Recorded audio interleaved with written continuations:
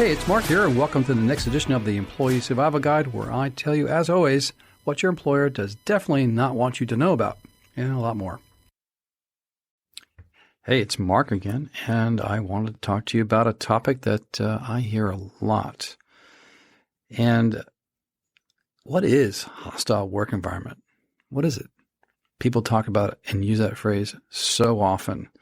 At least several times a week, people will call me trying to find out if they have a case or not. And they just rattle off this phrase of hostile work environment, that they've been experiencing it. And I had to basically do an episode about this because it's so overused, but so misunderstood in terms of the common parlance of just everyday folks who are working. And I wanted to set the record straight of what it is and what it's not. Why is this a problem?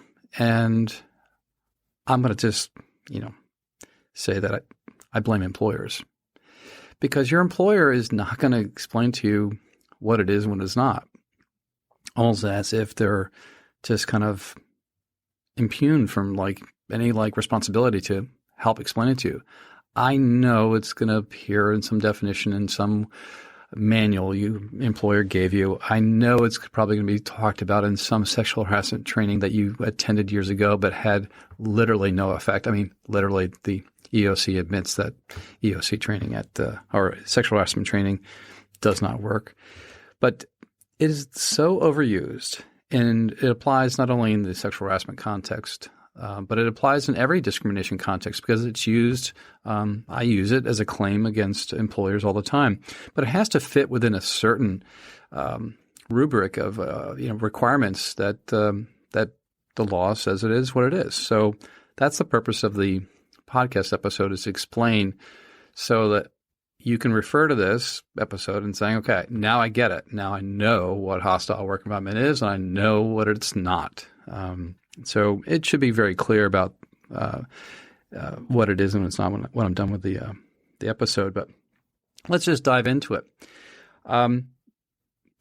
The Society for Human Resource Management, SHRM, until you know who they are, they're an association that advises and employers. They're an employer organization. Well, where's your employee organization? Well, there really is not one.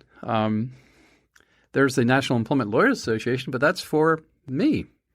But that has some information out there. We are actually producing a website that's going to be called employeesurvival.com. And that'll be out shortly, where you can actually go to that source and get information, much like our website. So here's what Society for Human Resource Management defines as hostile work environment. Quote, a hostile work environment is created when harassing or discriminatory conduct is so severe and pervasive, it interferes with an individual's ability to perform their job and creates an intimidating, offensive or offensive, threatening, and humiliating work environment, or causes a situation where a person's psychological well-being is adversely affected, end quote. Let me unpack that for you, and then I can get deeper into this as we move along. Harassing or discriminatory conduct. Well, I'll just define harassing conduct in a second, but how the EEOC defines it. Discriminatory conduct, it's essentially people holding a bias towards you. But they now qualify as, and the definition I just read to you is what really how courts interpret it. If you had to, if I'm talking to a federal judge and explaining that the person is subject to a hostile work environment and debating the topic, I know and the judge knows I need to basically ramp up facts that show that the person is subject to a severe situation. We're talking severe, and I'll explain that in a second. And pervasive, meaning it's ongoing and it's happening quite often, and the employers can't control it. And then the SHRM definition also says interferes with the abilities to do their job. Now, that's a matter of subjective point of view. It's interfering with your job. Think about that for a second. Interfering with your ability to do your job, it's making it uncomfortable and whatnot. And let's be very clear. When is this really happening to you? It's happening when you're about to be fired. There's two types of cases. It's hostile environment because they're trying to set you up for fire and make you quit, or the shit's really happening to you and that the employer is unaware of it, and there's a rogue agent here. He's engaging or she's engaging. It can be either or, and it's either one or the other. Okay, so it's happening in the context more often than not in the setup for termination. And so interfering with your ability to do the job, it's not really stopping you from doing the job. It's just making it really uncomfortable. I mean, you're reaching a point where I had a call the other day, actually yesterday. The individual wants to hire us, but she's really nice lady, but she's having a problem just coping. It's like producing anxiety. And this is quite common. I had another gentleman I'm dealing with now in his 60s, 59, I think, and he's also subject to he's having anxiety. Not diagnosed yet, but having anxiety and panic related to what he's experiencing. So the severe, pervasive, so severe, it's serious, and ongoing, pervasive, happening all the time, and it's creating an intimidating, offensive, and threatening and humiliating work environment. I mean, one or all of those things can happen. So intimidating, we all know what that is. It's the bully at work, whatever, and it's the people abusing their positions of power and just trying to control us. The offensive is offensive. If it's someone calling someone a derogatory statement or a sexual comment, or I actually have a case right now. The C word is used in the workplace involving my client. And obviously the employer denies everything, of course, but that's pretty offensive to use a C word to describe a woman in a workplace. Threatening.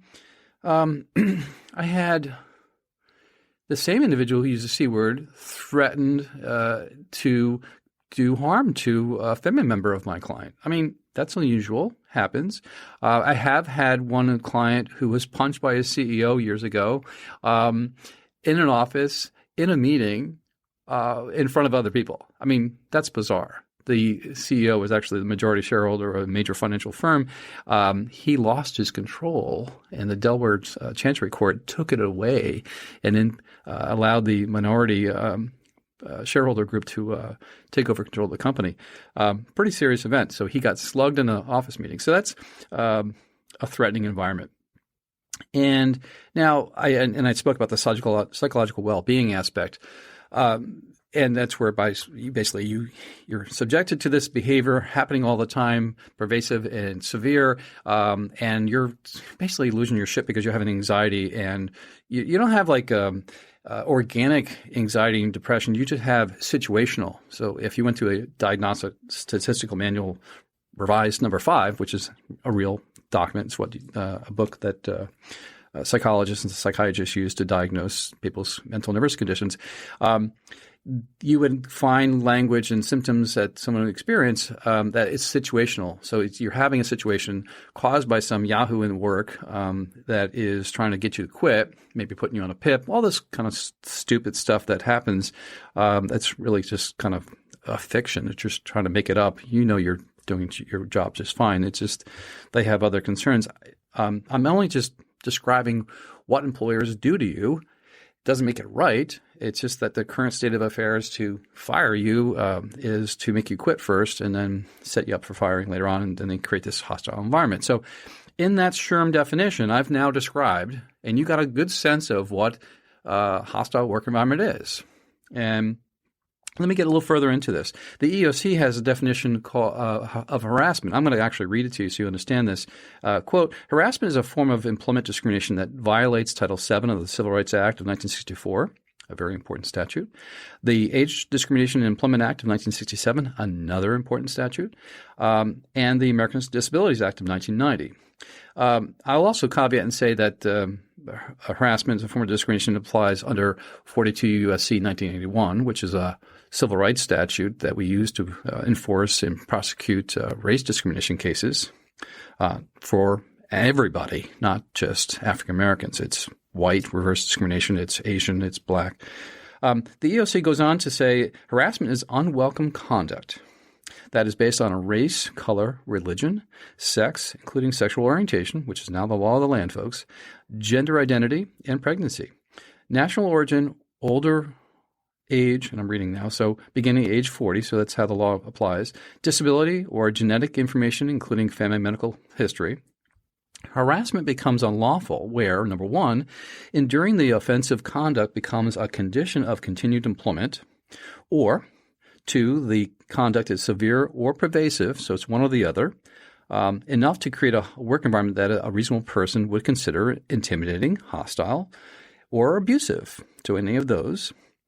Anti-discrimination laws also prohibit harassment against individuals in retaliation for filing discrimination charges, testifying, or participating in any way in an investigation, proceeding or a lawsuit under these laws, or opposing employment practices that they reasonably believe discriminate against individuals in violation of these laws, end quote. So that's from the EEOC's definition of harassment on their website, eeoc.gov. If you're not familiar with it, get familiar because it's free. Then the EEOC goes on to say the following types of conduct do not constitute hostile work environment. So I told you I was going to go into what is not, and I'll end with what is and what examples I have to offer you, because there are many. If you do this for enough years, you see a lot of garbage from employers, and you get really tainted and slighted, and you there's no good code of conduct or good company out there. They're all bad. I'm sorry. I'm jaded. The EEOC says petty slights, annoyances, and isolated incidences, unless extremely serious, will not rise to the level of illegality. This means being unlawful. To be unlawful, the conduct must create a work environment that would be intimidating, hostile, or offensive to a reasonable person. What the hell does that mean? To a reasonable person means you. Just put 10 people in a room and saying, do you find that to be unreasonable? And you take the poll and people say 5 out of 10, 6 out of 10, 7 out of 10, find it unreasonable. So the petty slights and annoyances, this is where the misunderstood part of the people's understanding of what a hostile work environment means. I hear just about every story of just someone just disrespecting them at work, talking to them in a downward manner, being insulting, sarcastic, critical, yelling at them, just being a bully, being difficult, whatever. And, and it happens all the time. And Let's take a quick break. Hey, it's Mark, and we have a new product for you. It's called the Employee Survival Guide, or employeesurvival.com, and it's a site that you can obtain PDF products that I created myself. I was spending too many hours, way too many, researching and writing about, for example, the performance improvement plan or beating them, and the second one about negotiating severance negotiation agreements, two of the most important topics that we see in terms of the web traffic and podcast traffic we have. So check out employeesurvival.com. and see if this can try to help you, and you don't need an attorney to use it. Thank you.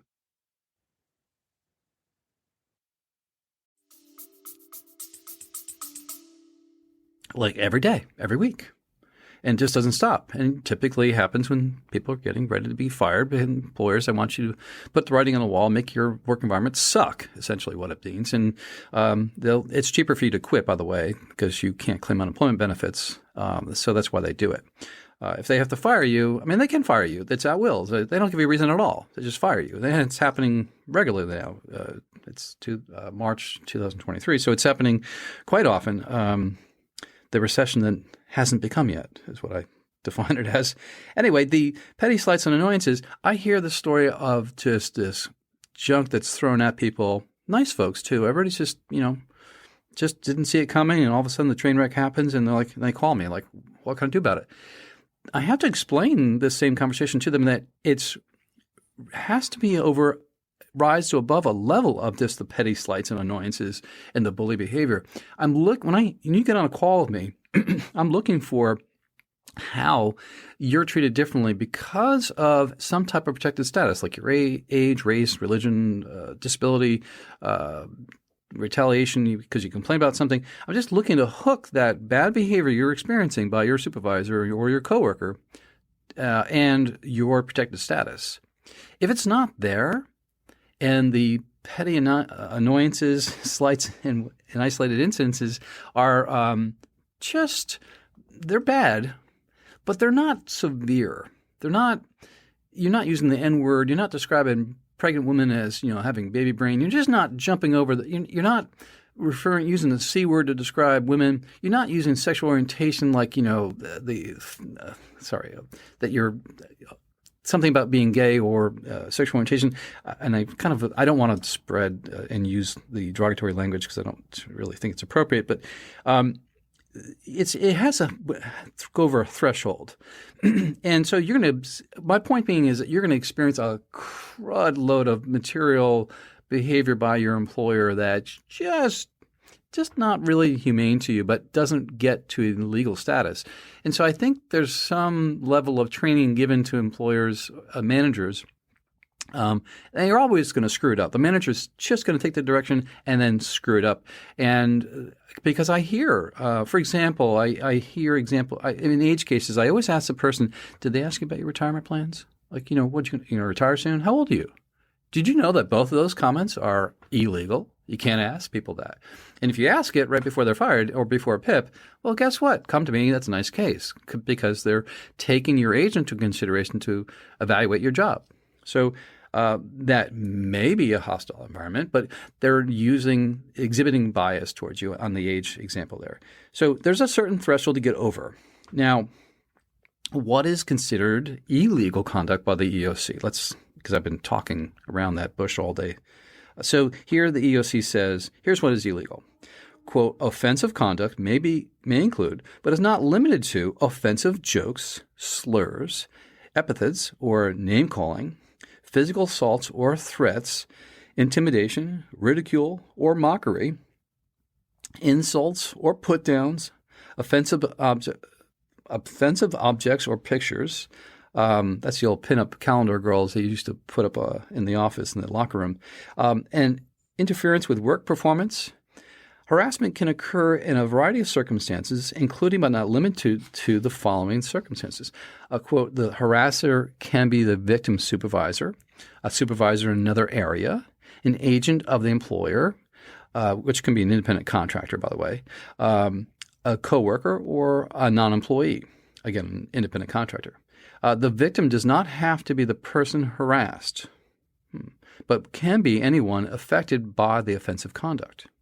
That's really where you're basically infusing the workspace with your shit, your sexual connotations, your C word, your whatever, and other people in that environment are affected by it because they're like, what is this? Why are you – and they're being subjected to that other than the victim herself or himself. EEOC goes on. One last example is unlawful harassment can occur without economic injury or discharge of the victim. So you don't have to be fired to experience hostile environment. And so those are what the EEOC describes it. So I have just example upon example, and I thought about what are the best ones I can give to you. I have had cases where the N-word is used about clients.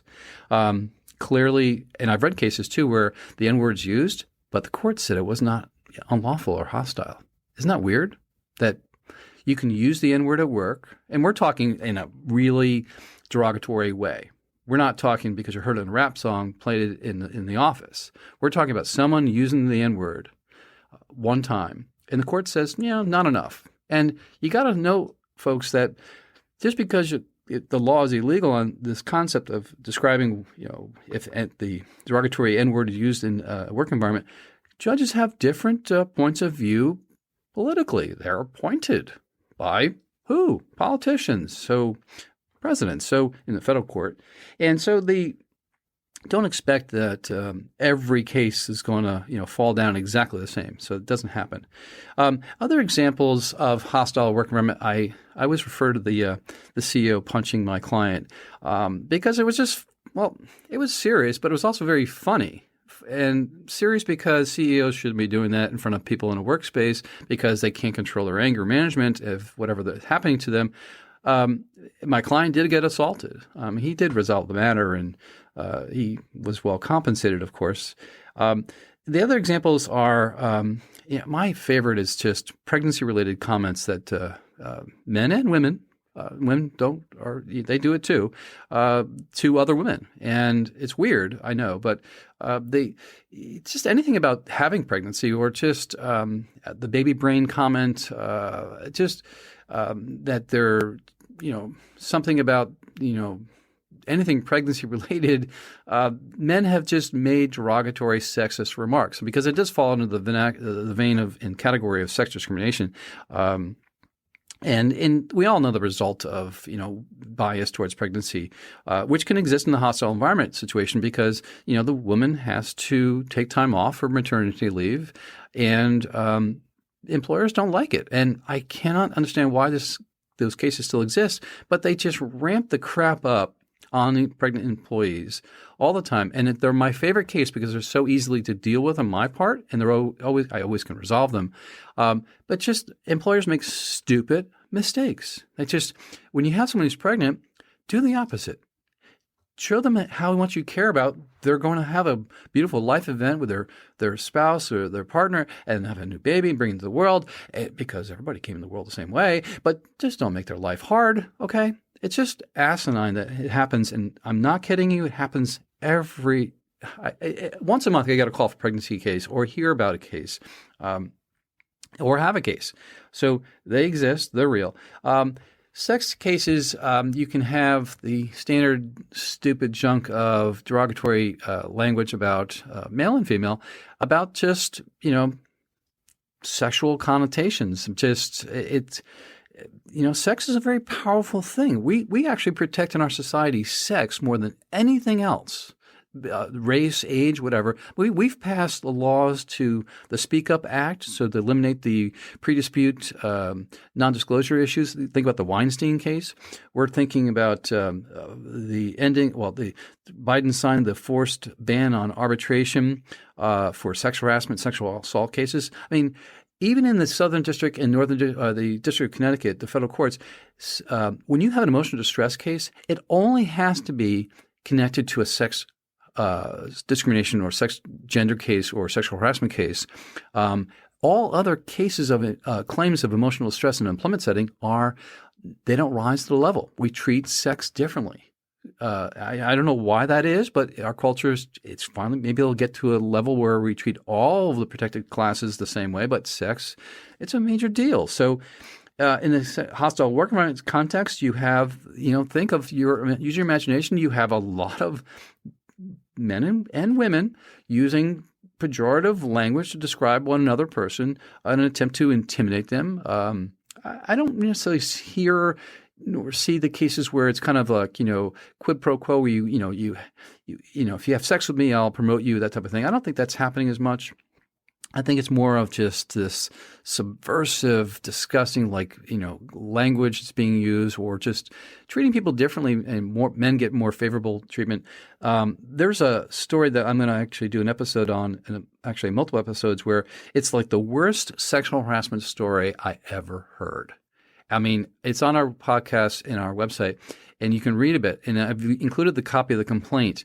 One example, just to kind of get a taste of this, the manager rode in a car, and he did this quite often with his employees, had the females come in the car with him, and he would I don't mean to get a little disgusting, but he would basically pull his phone out, turn on some type of porn website, and make his subordinate worker watch him as he masturbated in the car. I'm not kidding.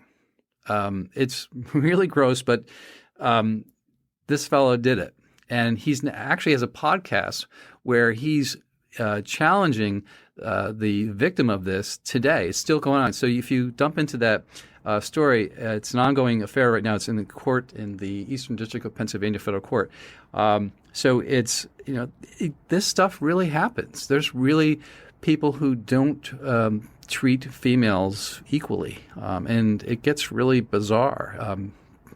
So that's a hostile work environment example I just described to you. So can you now see that there's a distinction between just petty slights and bullshit and disrespect, that people receive, and it has to get to a level of just, severity. And I'm going to just close by saying that you're going to endure a lot of crap before it becomes illegal. All right? And you got the gist of it. Okay? When you say, you call me on the phone and saying it's a hostile work environment, I've been subjected to, be prepared to tell me the severity elements first. Give me the high points. Give me the top 3 things that happened to you. And I'm like, did that happen over a period, ongoing period of time? And you say yes. I'm like, that's going to be a hostile environment, and it's going to be a claim by itself that exists in a complaint, in addition to sex or whatever the underlying protected class is of discrimination and bias. So now you know there is a distinction. And it has to go up a hill, and you're going to go up and push up that hill and endure that crap from that manager or that coworker for a long period of time until it reaches a precipice and somebody made a mistake, lack of judgment, whatever it was, and just began to just change that working environment in such a way that you're freaking out. And that's what hostile work environment is. And it's I didn't try to use any type of legal jargon other than what I quoted, because I wanted to make sure that we just talk in just regular speak and just like understand it. Because a lot of this employment law concepts are overinflated, overdefined, and it's designed to basically keep it away from your understanding. And that's my sole mission, is to basically make it understandable for you to digest it. I think this concept today is a hostile work environment. You get it now, okay? And so, food for thought. If you're seeing it, going through it, you know what it looks like now. And the examples are endless. I can go on and on and on, but you now get a gist of what it is and it's not. Hope you found this informative. And as always, thank you for listening. Talk to you soon. If you like the Employee Survival Guide, I'd really encourage you to leave a review. We try really hard to produce information to you that's informative, that's timely, that you can actually use and solve problems on your own and at your employment. So if you'd like to leave a review anywhere you listen to our podcast, please do so. And leave 5 stars, because anything less than 5 is really not as good, right? I'll keep it up. I'll keep the standards up. I'll keep the information flowing at you. If you'd like to send me an email and ask me a question, I'll actually review it and post it on there. You can send it to Carey at capclaw.com. That's capclaw.com.